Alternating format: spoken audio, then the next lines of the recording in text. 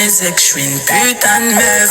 Y'a pas d'issue de secours, c'est la seule solution. Attention, c'est dangereux, attention. Bref, j'ai trouvé du travail, mais c'était pas facile. J'ai trouvé un job. Bonjour à tout le monde, bonjour à toutes et à tous. Ça fait très longtemps, je sais. En fait, je suis morte de rire alors que j'ai même pas encore commencé à tourner cette vidéo. Ça fait presque un mois que j'ai déserté, mais je vais tout vous expliquer. J'ai trouvé du taf, du coup j'étais dans ma prise de poste et j'avais ni le temps ni l'espace pour filmer, donc my bad. Guys, je me rapproche pour vous parler. Oh my god. I got the job. Oh my god, I just got the job. Guys, j'ai du boulot. J'ai du taf. Pourquoi je crie? Les gars, j'ai du taf. Genre, j'ai du boulot, j'ai du travail. J'ai un trabajo. That's such a great news. Bon, là, je reviens de la salle de sport. Look at me. On m'a appelé pour me dire bonjour madame, on vous donne le job. Youhou. Ah, alhamdoulilah, je suis tellement contente parce que vous savez pas comment c'est dur de chercher du taf. Surtout en sortie d'école, c'était compliqué. Oh my god. Mais bon, là en vrai, on va dire que je m'y attendais parce que le processus s'est passé très fluidement, de façon hyper fluide. Je m'y attendais, on va dire. Bon, on est vendredi 6 septembre. Donc, qu'est-ce que je raconte? Vendredi 6 décembre. 6 décembre, il est 17h47. J'ai appris la nouvelle il y a à peu près 2 heures. Et voilà quoi. I'm happy. Ok, bon bref, je sais même pas comment réagir à un moment donné. Je vais partir à la Hadara. De toute façon, vous allez voir tout ce que j'ai enduré pour en arriver là. C'est trop de choses à dire, trop de choses. Vraiment, chercher du travail dans ce pays, in this economy. It's not easy, ok? Je vais commencer dans 10 jours. Donc voilà, I'm happy. Bon bref, je pense que vous avez compris que je suis contente, ok? Et je pense que je suis tombée dans une très bonne équipe parce que vraiment, les 3 entretiens que j'ai eus se sont super bien passés. Et bon, je l'ai super bien préparé aussi, comme vous l'avez vu, hein. Limite, je l'ai préparé comme si j'avais un examen. Je pense que j'ai répondu à tous leurs critères, j'ai bien répondu aux questions, j'ai bien préparé mes entretiens comme il faut et tout. Vous avez suivi tout ce parcours-là. Et je sais plus quoi dire en fait. Je pense que je vais y aller. Il se fait tard. Regardez-moi ces gens qui m'envoient encore des mails. Je suis sûre que c'est des entreprises qui refusent encore mes candidatures. Si vous voulez la, vous pouvez refuser. Je m'en fous, j'ai du taf, ok? Bref. On est mardi 7 janvier 2025 et je viens de recevoir mon contrat de travail que je vais signer. Bon, là je suis en tenue parce que je dois partir à la salle de sport. Bizarrement, c'est à chaque fois que je dois partir à la salle de sport que je reçois un contrat ou une bonne nouvelle. Comme quoi, la salle de sport, ça me va bien. Désolée pour le peu, il y a des travaux chez moi. Donc, ils m'ont réveillée depuis 8 heures. Donc, je vais aller à la salle, il est 9 heures. Voilà. On va signer ce fameux contrat et on va commencer cette nouvelle aventure. J'espère que tout va bien se passer pour moi. Priez pour moi. Bref, laissez-moi vous raconter toutes les étapes par lesquelles je suis passée. J'ai postulé à plus de 700 offres. J'ai reçu plus de 100 mails de refus. Et le reste, silence radio. Sachez que vous n'êtes pas seul dans votre recherche d'emploi. On est tous passés par là, on passe tous par là. C'est dur au début, mais il y a toujours une lumière au bout du tunnel. Si vous voulez savoir comment j'ai fait pour trouver mon premier CDI à la sortie de mes études, restez là. Je viens de finir un entretien avec une marque, une entreprise que j'aime beaucoup. J'espère que ce sera positif, je l'espère vraiment. Je croise les doigts, les pieds, les membres, la tête, tout ce que tu veux. Et je prie que ça se passe bien. Ce serait trop bien, vraiment. Trop bien. Bref, je n'ai pas été retenue suite à cet entretien, mais on ne lâche rien ici. Bonjour. Oui, j'ai un plaid sur la tête. Je ressemble à rien, je sais, mais faites comme si vous n'aviez rien vu. J'ai juste besoin, en fait, de documenter ce moment. On est le 17 octobre 2024. Je viens de recevoir mon attestation de réussite définitive de la part de mon école.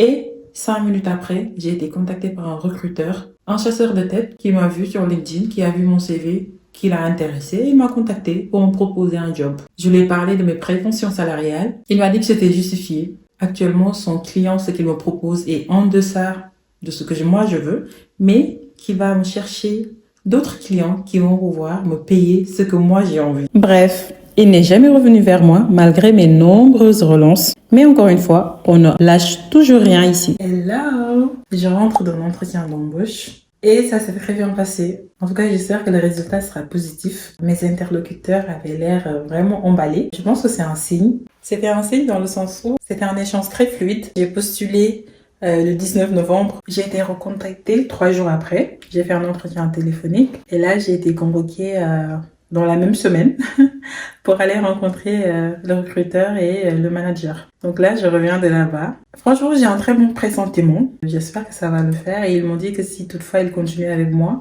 je devrais repasser un autre entretien avec leur N+2. J'espère que ça va bien le faire et que je vous reviendrai avec une nouvelle positive parce que cet entretien, je l'ai tellement bien préparé. C'est comme si en fait j'allais passer un examen. J'ai littéralement passé 2 jours à faire des recherches, à me préparer sur différentes questions, à préparer mes réponses, à vraiment essayer de peaufiner tout ce que je devais dire.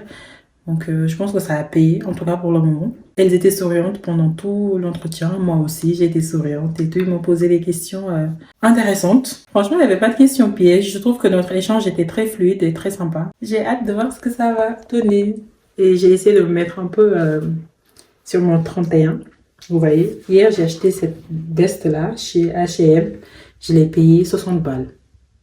Parce que 59,99 €, c'est 60 €. On est d'accord. Elle est jolie. J'aime bien.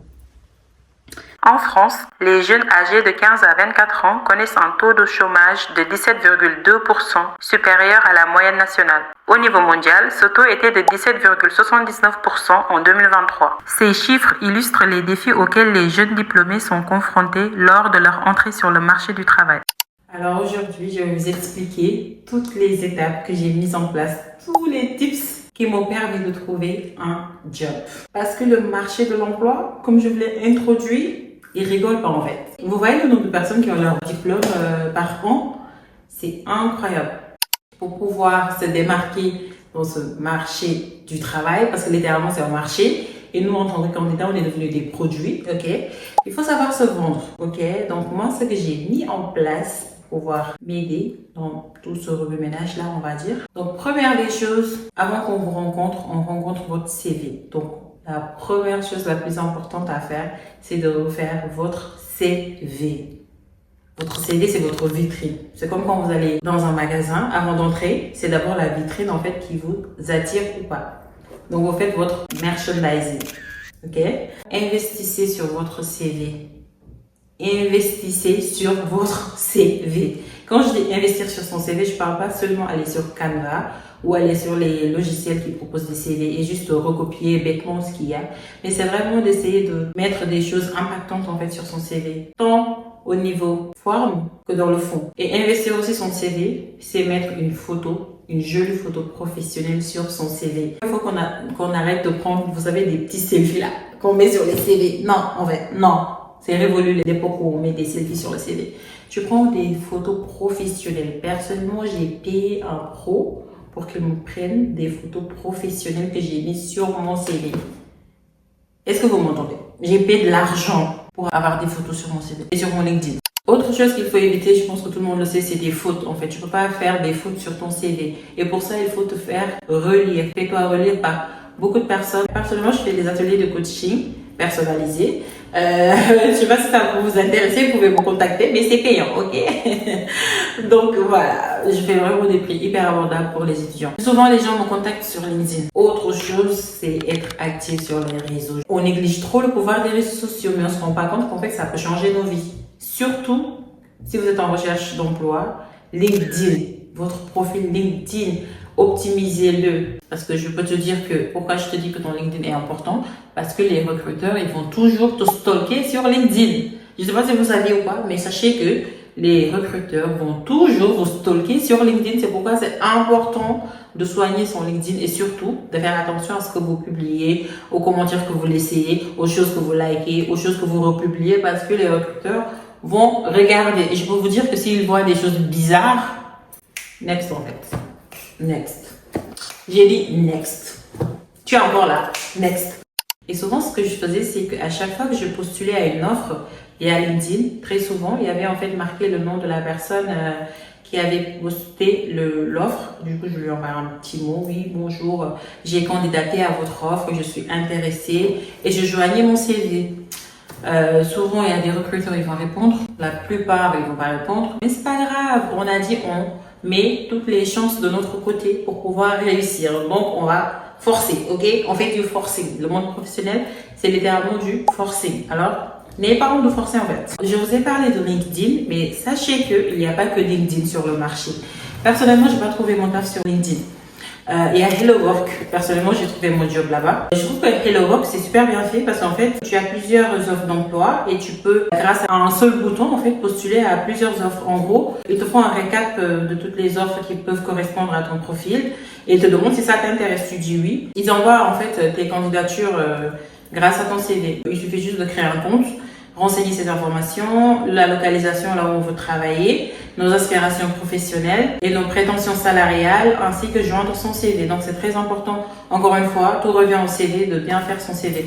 Personnellement, j'ai remarqué que j'avais beaucoup plus d'offres en fait quand j'ai pris le temps. Vraiment, je me suis donné à 1000% à refaire mon CV. J'ai passé, je ne sais pas combien de jours à refaire mon CV. Et après, autre chose que j'ai compris, c'est qu'en fait, il suffisait pas de, à chaque fois, adapter son CV à l'offre, mais vraiment faire un CV qui peut paraître général, mais en fait, qui soit impactant. Quand je parle d'impact du CV, c'est vraiment mettre des chiffres, en fait. C'est-à-dire que moi, mon CV, avant, c'est vraiment, je détaillais juste les missions que j'avais dans mes précédentes jobs. Ce que j'ai changé, c'est juste que j'ai mis des chiffres qui étaient impactants. Par exemple, j'ai dit que j'ai optimisé un processus qui a résulté à 20% d'efficacité. Enfin, quelque chose comme ça. Ou que j'ai géré 200 contrats, ou que j'ai travaillé avec 3 services ou 5 services. Par exemple, vous, si vous êtes dans la finance, vous pouvez dire que vous avez augmenté un chiffre d'affaires à hauteur de tel. En tout cas, les chiffres sont extrêmement importants parce que c'est impactant justement. Si vous le mettez sur votre CV, un recruteur qui va voir des chiffres, ça va lui parler en fait automatiquement. Il va se dire, ok, cette personne, elle est orientée résultat. Donc, si je la recrute, elle pourra en fait apporter quelque chose à mon entreprise. Donc, en fait, c'est des choses psychologiques, c'est très subtil, mais il faut y penser en fait. Et c'est pas tout le monde qui y pense malheureusement. Donc, vous, si vous dire, ok, je mets des chiffres dans mon truc et je mets des verbes d'action. Je dis pas par exemple optimisation, tu mets optimiser, tu mets organiser, tu mets surveiller, tu mets encadrer, tu mets former, tu vois. En fait, c'est beaucoup plus impactant. Ça parle automatiquement en fait à la personne plutôt que de dire organisation, gestion, tu vois. Ça va être trop dans la passivité. Alors que quand tu dis organiser, gérer, ça c'est plus dans l'action, ok? Donc c'est vraiment utiliser des verbes d'action et des chiffres impactants dans son CV. Quand on est en sortie d'école, il faut en fait se créer un cercle professionnel. Donc, c'est le networking. Si pendant vos études, vous avez la possibilité en fait de vous inscrire à des associations, parler à vos professeurs, vraiment dire à tout le monde que vous êtes en train de rechercher un job. Normalement, les gens le savent, mais évidemment que vous ne serez pas la priorité, il faut en parler autour de soi. Et si par exemple vous étiez en alternance, n'hésitez pas à recontacter vos anciens managers pour pouvoir leur dire que vous êtes en recherche d'emploi. On ne sait jamais, ils peuvent avoir quelque chose pour vous. Donc vraiment, il faut en parler au maximum possible. Même si vous allez chez la boulangère, dites-lui que vous cherchez du taf en fait. Parce qu'on ne sait jamais en fait où une opportunité peut nous trouver. Et en parlant de maximiser en fait ces chances, vous pouvez vous inscrire sur des agences d'intérim. Je sais, quand on dit agence d'intérim, on pense directement à l'intérim, mais pourtant, il y a beaucoup d'agences d'intérim qui proposent des postes en CDI ou en CDD. Et parlant de ça aussi, en sortie d'études, essayez de varier en fait les postes que vous voulez. Ne visez pas automatiquement le CDI. Essayez de commencer peut-être par un CDD ou même de l'intérim, pourquoi pas. À moins que vous soyez un étudiant étranger qui a besoin de renouveler son titre de séjour. Mais par rapport à ça, vous avez ce qu'on appelle un RSCE que vous pouvez avoir pendant 1 an pour chercher du travail. Donc pendant 1 an là, vous pouvez faire de l'intérim, des CDD. Et vous pouvez même d'ailleurs faire votre changement de statut, même si vous avez un CDD, à partir de 6 mois. Si je dis pas de bêtises, faites vos recherches, mais je pense que c'est ça. Ça, c'est une opportunité aussi, faire de l'intérim, des CDD, ça peut aboutir à un CDI. Il y a aussi des entreprises qui prennent souvent des gens en sortie d'école. Après, il y en a pas beaucoup, mais ça existe et heureusement que ça existe. Autre chose qui peut aussi vous aider, franchement, je pense qu'on est dans la RA, donc on se dit les termes, c'est ChatGPT. Personnellement, il m'a beaucoup aidé dans ma recherche d'emploi, tant dans la structuration de mon CV, tant dans la préparation de mes entretiens. On se dit la vérité, on passe tous aujourd'hui, je pense, par ChatGPT pour régler tous nos problèmes. Moi, personnellement, si c'est un mec, je veux bien qu'il m'épouse, en fait, parce que le mec, il règle tous mes problèmes, en fait. À ce stade, il agit plus dans ma vie que mon psy ou ma psy, en fait. C'est grave. Et en fait, pour peaufiner et vraiment optimiser davantage votre CV, encore une fois, je parlais de ChatGPT, vous pouvez lui demander en fait dans quel domaine d'activité, votre domaine d'activité, par exemple, vous êtes dans le marketing, vous lui dites oui, dans mon domaine en marketing, quelles sont les compétences clés à avoir en fait pour tel ou tel poste auquel j'aspire. Tu peux lui donner la fiche de poste, elle va te donner les compétences qui correspondent ou les compétences qui correspondent à ce domaine d'activité-là de façon générale. Comme ça, tu peux le mettre dans ton CV. Parce que ça aussi, c'est important de mettre ses compétences techniques, mais aussi ses compétences interpersonnelles, on va dire les soft skills. Ne pas négliger, surtout pour les étudiants, et surtout cette vidéo, je pense c'est plus pour les sorties d'école et les étudiants de façon générale, ne pas négliger en fait les activités extrascolaires. Moi ça, j'en parle tout le temps, mais c'est très important en fait de mettre que au-delà du travail, vous avez une vie. Vous faites du sport, vous êtes intéressé par l'art, vous êtes intéressé par la musique ou la photo, mais vraiment que ce soit précis. Et par pitié, dans la partie centre d'intérêt, arrêtez de mettre musique, voyage, cuisine, sport. Mais phobie, en fait. Arrêtez de mettre ça. Pourquoi? Parce que tout le monde le fait. Et encore une fois, on veut sortir du lot, on veut faire les choses différemment. Donc, pour sortir du lot, il faut que vous fassiez ce que les autres ne font pas. Vous allez mettre, par exemple, sport, 2 points. Si vous faites du fitness, vous mettez fitness, badminton, handball, basketball, je sais pas quoi. Bref, vous dites en fait ce que vous faites parce que sport c'est vaste. La danse c'est du sport. Il y a des gens qui considèrent que dormir c'est du sport. Marcher, c'est du sport. Enfin, il y a énormément de types de sports. Et en fait, l'idée de faire ça, c'est par exemple, il y a une sorte de biais de connexion qui peut se créer avec un recruteur. S'il voit que par exemple, vous faites, je sais pas moi, du handball et que lui, il fait du handball depuis 5 ans, bah, il va se dire, ah tiens, cette personne, elle est intéressante parce qu'elle fait la même chose que moi. Là, vous vous dites que c'est juste un centre d'intérêt, ça n'a pas d'importance, mais je vous jure que ça peut en avoir. Et en fait, quand on a un sujet sur lequel s'accrocher pour connecter avec un recruteur, il faut s'accrocher dessus, ok? Faut pas la lâcher. En fait, ça, je vais le dire de façon très solennelle. C'est pas parce qu'en fait vous êtes en recherche d'emploi et que vous avez reçu énormément de refus, que vous êtes désespéré, que vous êtes malheureux dans votre recherche d'emploi, que vous devez en fait accepter tout et n'importe quoi. Je m'explique. Je sais que c'est très dur parce que j'ai été là pendant, dans la recherche d'emploi pendant 4 mois presque, voire plus. En fait, je pense qu'il ne faut pas perdre sa valeur ou se dévaloriser juste parce qu'on reçoit des refus. Moi, j'ai envoyé plus de 700 candidatures, j'ai eu plus de 100 refus. Les mails de malheureusement, nous sommes au regret, malgré. Ça, je l'ai reçu plus de, bref, je compte même plus. Je veux dire, en fait, il faut pas se laisser abattre par ces mails-là. Dites-vous juste que, en fait, le recrutement, c'est quelque chose de très subjectif. Au-delà de vos compétences, au-delà de votre CV, le recrutement en lui-même, c'est subjectif. Parce qu'en tant qu'être humain, j'ai des biais, en fait. B-I-A-I-S. Ok? Les biais, c'est quoi? C'est des biais cognitifs. C'est-à-dire que j'ai des stéréotypes, des appréhensions que je peux avoir sur une telle ou telle personne. Par exemple, je dis n'importe quoi, je vais privilégier une personne qui a étudié à HEC par rapport à une personne qui a étudié à la Sorbonne. Franchement, là, c'est vraiment un exemple bête que je vous donne comme ça, mais vous voyez, c'est juste des biais cognitifs parce que je vais me dire, ok, peut-être la personne qui a étudié à HEC a plus de techniques ou plus de compétences dans tel ou tel domaine par rapport à une autre personne qui a étudié dans un autre domaine. Vous voyez, c'est pas vrai, mais juste, en fait, on est comme ça, on est des êtres humains. Parfois, on catégorise en fait les gens. C'est pourquoi souvent, des personnes type asiatiques ou noires disent oui, on n'arrive pas à trouver du travail parce que les gens ils sont racistes. Ça peut être vrai comme ça peut ne pas l'être en fait. Mais bref, pour revenir à ce que je disais, ne dévalorisez pas votre personne et vos compétences juste parce que vous recevez des mails de refus. Dites-vous que si vous le recevez, c'est parce que ça ne correspond pas en fait à l'entreprise. Et parfois c'est une bonne chose parce que ça vous ouvre d'autres portes. Vous voyez ce que je veux dire? Encore Raïsa, l'optimiste qui parle. De la même façon en fait que l'entreprise vous choisit, c'est de la même façon que vous choisissez l'entreprise. En fait, c'est une collaboration, d'accord? C'est pas seulement vous qui avez besoin de l'entreprise a besoin de vous, ok? C'est une collaboration. Donc, de la même façon que vous passez un entretien, vous êtes assessed, comment on dit assessed en français? Vous êtes évalué, voilà, c'est de la même façon que vous aussi, vous devez évaluer l'entreprise. Moi, je le fais à chaque entretien parce qu'il y a des signes avant-coureurs, des red flags, comme on le dit. Si tu le vois dès l'entretien, tu sais que tu vas pas t'épanouir dans ce job-là. Et l'idée, c'est de trouver un job dans lequel on va s'épanouir parce que certainement, c'est un job sur lequel tu vas rester un bon bout de temps, 1 an, 2 ans, 3 ans, ça dépendra de ton projet professionnel. Donc, ne te dis pas que c'est seulement l'entreprise qui doit t'évaluer. Toi aussi, tu dois évaluer l'entreprise. Et pour ça, il faut que tu te poses et que tu aies tes critères précis, en fait. Ce que tu veux, ce que tu veux pas. Et si tu trouves que l'entreprise coche plus ce que tu ne veux pas que ce que tu veux, next. Ok? Je sais que c'est plus facile à dire qu'à faire, mais je vous jure que ça va vous éviter d'avoir des maux de tête au quotidien ou avoir la boule au ventre quand vous allez au travail. Parce que travailler dans un environnement toxique, et j'ai connu, je ne vous le souhaite pas.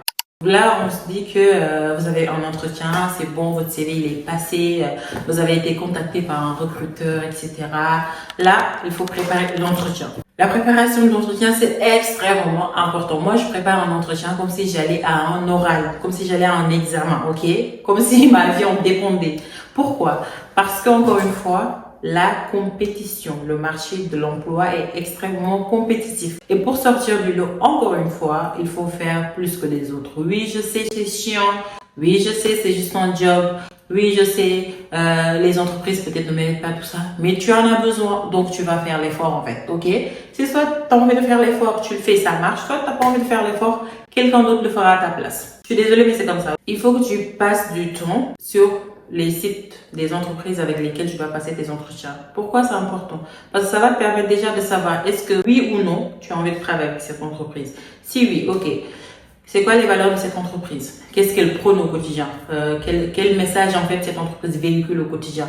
Est-ce que c'est une entreprise qui résout des problèmes? Est-ce que c'est une entreprise qui est dans le service? Est-ce que c'est une entreprise qui est dans la mode, dans la vente, dans je sais pas? Mais quelles sont les valeurs en fait de l'entreprise? Parce que tu vas voir que ça c'est quelque chose qui va beaucoup revenir lors des entretiens. Ils vont te dire leurs valeurs, mais ils s'attendent aussi à ce que pendant que tu développes ton argumentaire, que tu fasses référence à leurs valeurs, même s'ils ne te le demandent pas. Par exemple, ils vont te dire pourquoi tu as envie de nous rejoindre. Tu vas dire j'ai envie de vous rejoindre parce que lorsque je me suis rendue sur votre site internet, je me suis rendu compte que vous aviez à cœur de mettre en avant l'employabilité des jeunes. C'est une valeur qui est ancrée en vous. J'ai également vu que vous êtes tourné vers l'environnement, que vous avez mis en place des projets afin de réduire votre empreinte carbone, etc. Je dis n'importe quoi, mais c'est juste un exemple. Là, vous dites ça, le recruteur en face de vous va se dire ah ouais tiens, cette personne elle a fait ses recherches. Ou vous dites oui, j'ai vu qu'actuellement vous travaillez sur un projet d'envergure, etc. Patati. Vous flexez un peu, tu vois, pour leur montrer qu'ils sont importants. Tu vois, en fait, l'entretien, c'est comme un dating, ok? Tu vas charmer la personne en face de toi et la personne en face de toi, elle va te charmer. Tu vas lui donner envie de te recruter, mais il faut qu'elle aussi te donne envie de la rejoindre. Vous voyez? C'est vraiment un jeu de pouvoir. J'aime trop. J'aime trop. Donc pour ça, il faut se former aussi à comment préparer des entretiens. Personnellement, j'ai passé littéralement des semaines sur YouTube à regarder des vidéos parce qu'il y a énormément de vidéos. Vous tapez juste préparation entretien, vous allez voir 1 milliard de vidéos. Vous regardez celles qui sont les plus pertinentes. Et vous allez voir que c'est vraiment toujours la même chose qui revient. Toujours faire une présentation de soi parce que un recruteur te demandera toujours de te présenter. Après avoir parlé de lui, il va te dire je vous laisse la parole de vous présenter. Donc ça, peu importe le type d'entretien que tu vas faire, il y aura la question présentez-vous. Donc c'est ce que tu vas le plus préparer. La présentation c'est entre 1 minute et 1 minute 30, maximum 2 minutes. Tu vas pas raconter toute ta vie, tu vas pas reprendre ton CV. Tu fais une présentation courte et brève, passé, présent, futur. C'est tout. Qu'est-ce que j'ai fait dans le passé? Qu'est-ce que je fais aujourd'hui? Qu'est-ce que je prévois de faire dans le futur? Et toujours pendant l'entretien, il faut toujours avoir des questions. Il n'y a pas pire candidat que celui à qui on dit est-ce que vous avez des questions? Et elle dit, ou il dit ah non, tout a été clair. Oh, mais tu veux que je te gifle, toi? Tu veux que je te gifle? Comment ça t'as pas de questions? Comment ça tu n'as pas de questions? Est-ce que toi, si tu vas à un date et que, je sais pas, le mec ou la meuf en face de toi raconte sa vie, tu vas pas lui poser une question? T'es pas intéressé ou quoi? Mais tu poses une question en fait. Tu prépares minimum 2 questions à poser. Moi je dirais 3, mais minimum 2 questions, ok? Tu poses n'importe quelle question, quelque chose qui t'intéresse. Quels sont les projets sur lesquels ils travaillent actuellement? Quels sont leurs challenges actuels? Qu'est-ce que toi, ton rôle pourra apporter à l'entreprise? Pourquoi ton poste il est vacant? Pose une question intéressante et ne pose pas les mêmes questions que tout le monde. Par exemple, quelles sont les prochaines étapes du recrutement? Parce que souvent, ils vont te dire que oui, c'est ça les prochaines étapes, on va vous rappeler ou on va vous envoyer un mail. Donc ça, je pense que c'est pas une question pertinente à poser. Moi, je vois pas l'utilité en fait parce que dans tous les cas, tu le sauras. Donc pose toujours une question parce qu'un candidat intéressé, c'est un candidat qui est curieux. Ok, quand tu poses des questions, tu montres à la personne en face de toi que tu veux savoir plus sur ce qu'elle fait ou tu te projettes, exactement, c'est ça le terme, tu te projettes en fait au sein de son entreprise. Et les gens, ils aiment voir que tu te projettes pour venir chez eux. Donc, donne-leur ce qu'ils veulent. Basta. Et à la fin, n'hésite pas aussi à demander des feedbacks. Est-ce que ton entretien s'est bien passé? Est-ce que la personne a, par exemple, un point qui n'est pas très clair pendant votre échange? Ça aussi, ça va te permettre en fait d'avoir un feedback à chaud. Il y en a qui vont accepter de le faire, d'autres qui vont pas accepter, mais au moins tu auras demandé. Et surtout, après chaque entretien, n'hésite pas à envoyer un petit mail de remerciement. Oui, bonjour tel, je voulais prendre le temps de vous remercier suite à notre entretien. Je vous remercie de votre temps, de la clarté des explications et de la qualité de notre échange, etc. Tu le formules comme tu veux, mais tu envoies un mail de remerciement parce que ça aussi c'est important. On retient que toi, tu es une personne organisée, précise et correcte. On aime les gens corrects. Après tout ça, là tu te dis que tu es vraiment à fond dans la recherche d'emploi. Tu n'hésites pas à créer un dossier personnalisé où tu mets ta pièce d'identité, attestation d'habitation, tes lettres de recommandation. Si tu as un site internet, par exemple, je sais que les gens qui sont en design ou en marketing, souvent vous avez des sites internet ou des choses comme ça. Tu le mets. Si tu as un portfolio, tu le mets. Ton lien vers ton LinkedIn, tu le mets aussi. Et ça, surtout, tu le mets sur ton CV, assurance, habitation, tout ça là. Tu sais, tous les documents obligatoires à l'embauche. Ça, tu le prépares déjà, tu le mets de côté. Parce que toi, tu es un candidat préparé, ok? Dès qu'on te dit, ouais, c'est bon, on vous prend, hop, tu envoies tout. Tu crées même une fiche de référence. Parce que souvent, aujourd'hui, les entreprises ils vont te demander tes références. Tout ça, c'est prêt. Tu t'écris un Word avec tes références, adresse mail, numéro de téléphone, ancien manager, tout ça. C'est prêt, tu envoies, tu vois. Tu es prêt. On va être prêt ici, ok? Je vais vous donner une autre astuce hyper importante à faire. Et je sais que beaucoup de candidats le font pas. Je sais pas pourquoi vous le faites pas en fait. C'est-à-dire, il faut jamais être surpris.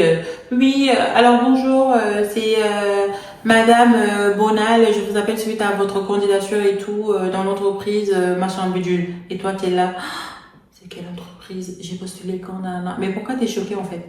Tu es censé suivre tes candidatures. Ça, je parle du fichier Excel. Tu sais, Excel là, c'est pas compliqué. Tu vas juste créer une feuille. Tu l'appelles candidature comme tu veux. Tu mets le nom de l'entreprise. Quand est-ce que tu as postulé? Et le lien de l'offre surtout. Si tu as postulé via LinkedIn, tu fais un copier-coller du lien vers l'offre. Je sais pas si vous comprenez ce que je veux dire. Et tu le mets dedans. Comme ça, à chaque fois qu'une entreprise t'appelle, tu as le nom de l'entreprise. Automatiquement, tu retournes sur ton fichier Excel et tu retrouves l'entreprise. Tu cliques sur le lien de l'offre et tu retrouves l'offre. Comme ça, on t'appelle pas et t'es là, c'était quelle entreprise, c'était pourquoi j'ai... Ben non, en fait. Ben non, en fait. Parce qu'il n'y a pas pire qu'une personne qui t'appelle et dit, ouais, vous avez postulé chez nous. Mais toi, tu te rappelles même pas que tu as postulé chez nous. Ça veut dire que tu n'es même pas intéressé à l'aider de les rejoindre. Donc, non. Tu te crées un fichier Excel, tu suis tes candidatures, tu fais des relances. Ça, c'est extrêmement important. Par pitié, faites-le. Et aussi, les meilleurs jours, je pense, pour postuler, c'est souvent le matin. Lundi matin et vendredi. Pourquoi? Parce que lundi, les gens, ils reviennent du week-end. Donc, ils ont certainement de nouvelles offres à publier. Pourquoi vendredi? Parce que c'est la fin de la semaine. Ils ont les offres qui traînaient toute la semaine ou les offres qui sont ouvertes entre-temps qu'ils publient. Donc, priorisez lundi et vendredi matin. Souvent, c'est le matin que les gens ils publient les offres. Donc, réveillez-vous tôt. Quand on cherche du travail, on ne dort pas. Quand on est pauvre, on ne dort pas. Quand on est broke, on est éveillé. Oui, aujourd'hui, je suis venue vous attaquer. Vous allez faire quoi?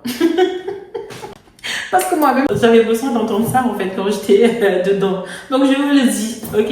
Je vous le dis, ici on est entre frères et sœurs, on se dit les termes. Si vous cherchez du travail, il ne faut pas dormir. Vous allez dormir pourquoi? Vous dormez pourquoi même? Vous êtes pauvre et puis vous avez sommeil. Vous êtes pauvre et puis c'est vous qui allez dormir jusqu'à épuiser le matelas. Bref, qu'est-ce que je disais aussi? Ne laissez pas les mails de refus vous affecter encore une fois. Parce que comme je vous l'ai dit, les gens ils vous refusent parce que peut-être que vous ne cochez pas à toutes les cases. Chaque refus te rapproche davantage de ton objectif. Faut pas oublier ça. Parce que vous vous rappelez, moi, la dernière vidéo que j'ai faite et que je vous ai dit que j'étais sûre que j'allais trouver un job dans lequel je serais épanouie. Bah, alhamdoulilah, je l'ai trouvé, tu vois. Et c'est pas parce que j'ai pas eu de refus, en fait. C'est pas parce que j'ai pas perdu parfois confiance en moi. C'est arrivé, c'est comme ça arrive, mais en fait, faut pas se laisser abattre par ça, en fait. Et dites-vous que vous n'êtes pas le seul à recevoir des mails de refus. Peut-être le CEO là, de l'entreprise dans laquelle vous postulez, lui-même, il a une fois reçu des refus, en fait. On passe tous par là. C'est la norme. C'est dommage, mais c'est comme ça, c'est la norme. Parfois, c'est bien de prendre du recul et de sortir la tête comme ça des réseaux. Ok, surtout LinkedIn. Moi, il y avait un moment où j'en pouvais plus de LinkedIn. Oh là là, qu'est-ce que je n'en pouvais plus de LinkedIn. Parfois, je restais 1 voire 2 semaines, je n'y allais pas parce qu'en fait, ça me stressait trop. J'avais l'impression que tout le monde réussissait sur LinkedIn et que j'étais la seule, en fait, à être au fond du gouffre, à chercher du taf, à pas trouver, à avoir des mails de refus, à avoir tous les problèmes du monde parce que sur LinkedIn, t'as l'impression que tout le monde a réussi sa vie, hein. Alors, Michel, il a 21 ans, il a déjà fait le tour du monde, il a 5 masters, il a 7 ans d'expérience, tu sais pas comment il l'a fait. Mais bref, il l'a, ok? Et toi, t'es là, 27 ans, t'as pas de job, t'es au chômage, t'as même pas de titre de séjour, et tu te dis, mais en fait, j'ai raté ma vie. Bah non, t'as pas raté ta vie. C'est juste que Michel et toi, vous n'avez pas la même trajectoire de vie, donc vous n'allez pas vous comparer. C'est tout. Tout simple. Si tu avais les mêmes prédispositions que lui à la naissance, je pense que tu aurais fait la même chose que lui, voire plus. Donc, on ne se compare pas aux gens qui vivent en fait le résultat de notre cheminement. Nous, on se concentre sur notre cheminement, ok? Et aussi, parfois, c'est important, je pense, de garder une distance avec les conseils qu'on trouve en ligne. Je dis ça, c'est paradoxal parce que moi-même, je suis en train de vous donner des conseils sur la recherche d'emploi. Mais je pense que vous comprenez ce que je veux dire. En gros, parfois, sur Internet, on voit du tout et n'importe quoi. Il y a des gens, ils savent rien de ce qu'il faut faire. Ils sont là, oui, mais il faut faire ça, il faut éviter ça, il faut pas faire ci, il faut pas faire ça. Je pense qu'aujourd'hui, à peu près tout le monde sait comment ça marche. À peu près, hein, je dis, comment ça marche la recherche d'emploi. J'ai beaucoup parlé, j'ai la gorge sèche, tellement j'ai parlé. Et j'ai sommeil surtout. Mais bref, franchement, j'ai fait cette vidéo avec beaucoup de... Je me suis donné à fond parce que j'ai vraiment envie qu'une personne qui cherche du taf, qui tombe sur cette vidéo, qu'elle se dise, faut pas perdre espoir et qu'il y a toujours en fait une lumière au bout du tunnel. Faut pas se laisser en fait abattre par tous les mails de refus, par tout ce qu'on voit sur Internet, les gens qui paraissent réussir leur vie. On vous raconte pas tout en fait. On ne vous raconte pas tout et surtout ne pensez pas que tout le monde vit la belle vie, ok? C'est difficile pour tout le monde. Il y en a qui le montrent, d'autres qui le montrent pas. C'est la seule différence. Franchement, croyez en vous, croyez en votre potentiel et dites-vous que ça va arriver en fait un jour. Faut pas lâcher, faut pas perdre espoir. Le marché du travail c'est dur, mais en faisant quelques petits efforts comme ça, vous allez vous en sortir. Et je pense surtout à mes sœurs qui portent le voile. Je sais que c'est encore plus dur pour vous. Et je sais, wallah, je sais c'est dur. Parce que surtout si vous cherchez du taf en France et... Bref, je pense que je vais pas trop entrer dans ce sujet-là. Mais bref, en tout cas, je vous souhaite beaucoup de courage. Ne lâchez rien. Et dites-vous que ce job de rêve-là, vous l'aurez. Ok? Et rappelez-vous, on ne vit pas pour travailler, on travaille pour vivre. Je pense que c'est une belle phrase pour conclure cette vidéo. Et vous m'aviez beaucoup manqué, en fait. J'aime bien parler, donc je pense que je ferai plus de vidéos face cam comme ça. Je vous blablate un peu. Ah oui, si vous avez des sujets sur le monde du travail que vous voudrez que j'aborde, bah, dites-le moi en commentaire et je le ferai avec plaisir. J'ai trop hâte d'enlever ce bandeau là parce que ça me gratte. Ça me gratte. N'oubliez pas de liker, de vous abonner, de partager et surtout de commenter cette vidéo. Bisous. Damn.